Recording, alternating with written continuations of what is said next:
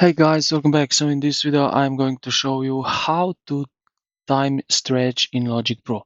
So this is the easiest way to stretch an audio region by dragging its edge with your finger. So tap the audio region in your timeline to select it. So let's select one of them like so.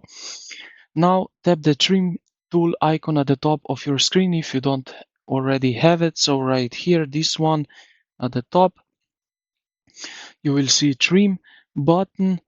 And what you are going to do now, just press and hold a little bit, and then it will eventually start uh, do like so. And now we can, as you can see, move our audio like so. And this will help you to stretch the audio, basically the time stretch of your audio. And yeah,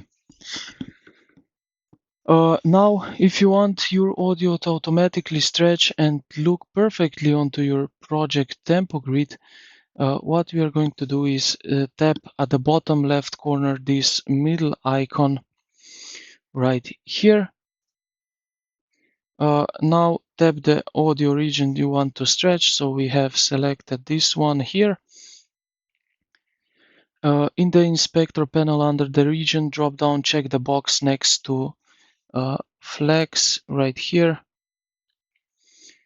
Tap the flex mode if it pop up. So this one here,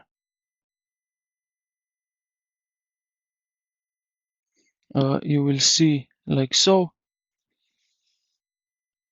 And now what we can do, you will see now here at the bottom details, so position and length. So you see if I move this, the numbers are changing. So if you want to stretch, you can also just type in the number, and yeah, you will be good to go basically. So I hope this video helped you out. If you did, consider to like the video and subscribe to the channel. Thank you for watching, and I will see you in the next